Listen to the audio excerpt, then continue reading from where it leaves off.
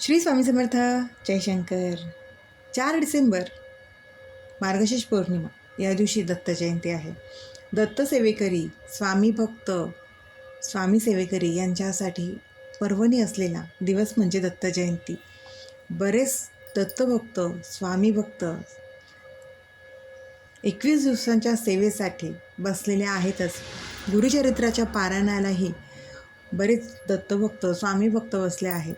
पण ज्यांना कुठलीच सेवा करायला जमलं नाही, खूप इच्छा असूनही सेवेला बसता आलं नाही किंवा सेवा करता येत नाही आहे, 21 दिवसाची, 11 दिवसांची किंवा 7 दिवसांची कुठलीही सेवा करायला जमलं नसेल, त्यांनी दत्त जयंतीपर्यंत कमीत कमी 3 दिवसाची सेवा तर आवर्जून करा.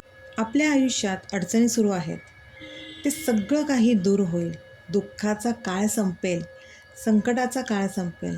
आपल्या आयुष्यात ज्या काही अडचणी असतील, दुःख असतील, ती नक्कीच संपतील आणि सुरू होईल आपल्या आनंदाचा क्षण, सुखसमृद्धीचा, शांततेचा आणि समाधानाचा काळ. मुळातच या दिवशी म्हणजे 4 डिसेंबरला पौर्णिमा आहेच, पण या दिवशी दत्त जयंतीच्या दिवशी गुरुवार देखील आलेला आहे. अत्यंत पवित्र असा हा योग जुळून आलेला आहे. आपल्याला दत्त महाराजांची सेवा करायचीच आहे. कुठलीही सेवा करताना इतके दिवस हे न करता आपण खरं तर आपल्या नित्यसेवेत थोडीफार तरी सेवा किंवा नामस्मरण हे नेहमीच आपल्या सेवेत असायलाच हवं. आता आपल्याला दत्त महाराजांची सेवा करायची आहे, तर ती कधी करायची? तर ही सेवा आपण 1 तारखेपासूनही तुम्ही सुरू करू शकतात किंवा 2 तारखेपासूनही सुरू करू शकतात. 2 तारखेला, 3 तारखेला आणि 4 तारखेला असं 3 दिवस ही सेवा करायची आहे. आता आपल्याला सेवा काय करायची आहे, तर आपल्याला देवघरासमोर बसून दिवा अगरबत्ती लावून आपल्या मनातील इच्छा, प्रार्थना जे काही असेल ते दत्त महाराजांसमोर, स्वामींसमोर बोलायचं आहे. त्यानंतर सेवा करायची आहे. सेवा सुरू करण्याआधी दत्त महाराजांना एक नैवेद्य, दत्त महाराजांची मूर्ती किंवा फोटो नसेल तर स्वामींच्या फोटोसमोर किंवा मूर्तीसमोर आपल्याला देवघरात हा नैवेद्य ठेवायचा आहे. तो नैवेद्य आहे तो म्हणजे पंचामृताचा नैवेद्य. हा पंचामृताचा नैवेद्य आपण देवघरात दत्त महाराजांच्या मूर्तीसमोर किंवा स्वामींच्या मूर्तीसमोर ठेवल्यानंतर फक्त 2 मंत्राचा जप आपल्याला करायचा आहे. पहिला मंत्र आहे तो म्हणजे ओम नमो भगवते दत्तात्रयाय नमः. ओम नमो भगवते दत्तात्रयाय नमः हा पहिला मंत्र. आणि दुसरा मंत्र म्हणजे ओम द्राम दत्तात्रयाय नमः. ह्या दोन्ही मंत्राच्या एक माळ जप आपल्याला करायचा आहे. साधे सोपे मंत्र आहेत आणि ह्या मंत्र म्हणजे प्रत्येक मंत्राची 1 माळ आपल्याला जप करायची आहे. ओम नमो भगवते दत्तात्रय नमः या मंत्राची 1 माळ आणि ओम द्राम दत्तात्रयाय नमः या मंत्राची 1 माळ. एवढीच सेवा आपल्याला 3 दिवस दत्त महाराजांची करायची आहे. ही सेवा सकाळी झाली तर उत्तम, पण जर वेळेचं बंधन असेल, कामाला, नोकरीला कुठेही जात असाल तर तुमच्या वेळेनुसार ही सेवा करा. पण अगदी उशिरा ही सेवा करू नका. संध्याकाळी 3 सांजेपर्यंत ही सेवा आवर्जून करावी.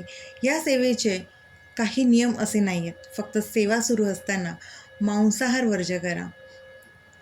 कुठलंही व्यसन किंवा वाईट विचार करू नका. वेळेचं सांगितल्याप्रमाणेच तुम्ही सकाळी केली तरी चालेल किंवा संध्याकाळी ही सेवा केलीही तरी चालेल. आता ही सेवा महिलाही करू शकतात, पुरुषही करू शकतात. फक्त पंचामृताचा नैवेद्य जो ठेवलेला असतो तो सेवा झाल्यानंतर आपण स्वतः घ्यायचा आणि घरातील प्रत्येकाला तो नैवेद्य आपल्याला द्यायचा आहे. प्रसाद म्हणून तो घरातल्या प्रत्येक सदस्यांना आपल्याला द्यायचा आहे. आणि 3 दिवसाची ही सेवा पूर्ण झाल्यावर आपल्याला शेवटच्या दिवशी, दत्त जयंतीच्या दिवशी गोडधोड नैवेद्य दाखवून दत्त महाराजांना, स्वामींना आपल्या सेवेचा शेवटचा दिवस म्हणून या दिवशी सांगता, आपण जी काही या 3 दिवसाची सेवा केली आहे त्याची सांगता करावी. नक्की ही सेवा करा आणि लाभ ह्या सेवेने नक्कीच होईल. आयुष्यात ज्या काही अडचणी असतील, दुःख असतील, गरिबी, संकट जे काही असेल ते सगळं घरातून हळूहळू नक्कीच नाहीशी होते.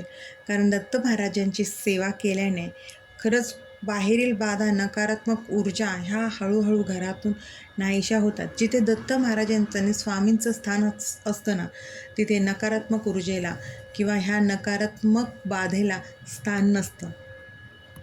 त्यामुळे कुठलीही सेवा करायला जमलं नाही तरी ही साधी सोपी सेवा करा आणि दत्त महाराजांचा, आपल्या स्वामींचा आशीर्वाद प्राप्त करून घ्या.